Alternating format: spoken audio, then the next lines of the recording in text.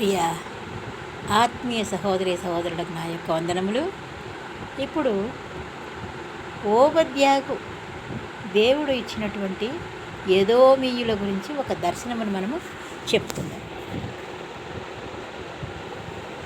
ఇది ఓబద్య గ్రంథం నుండి తీసుకోబడింది. ఇది ఓబద్య 1వ అధ్యాయం అది 1వ వాక్యం.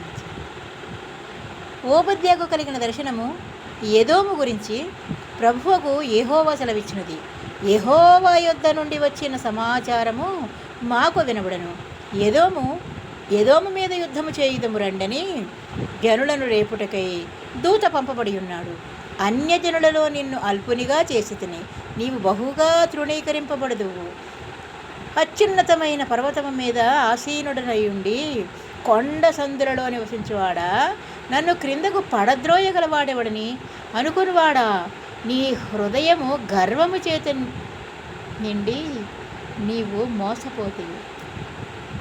అహంకారము గర్వము మనిషి నాశనానికి ముందు నడుస్తాయని ప్రభువే కీర్తనాకారుని ద్వారా మనకి చెప్పి ఉన్నాడు. పక్షిరాజు కూడంత ఎత్తున నివాసము చేసుకొని నక్షత్రములలో నీవు నివాసము కట్టినను అచ్చడి నుండి నేను నిన్ను క్రింద పడవేతును కదా. ఇదే యెహోవా వాక్కు. అంతా మన సొంతం, మన తెలివితేటలు, మన అహంకారం ఉంటే నెబుకద్నెజరుకే తప్పలేదు 3 రోజులు గడ్డి మేయటం వలన. ప్రియ స్నేహితులారా, ఆయన ఆజ్ఞలను అనుసరించమన్నాడు, హృదయ కాఠిన్యత తీసివేసుకోమన్నాడు, దయ చూపించమన్నాడు, కనికరం చూపించమన్నాడు. ఇవే కదా ఆజ్ఞలు అనుసరిస్తే మనకి మేలే కదా. ఆమెన్. Praise the lord.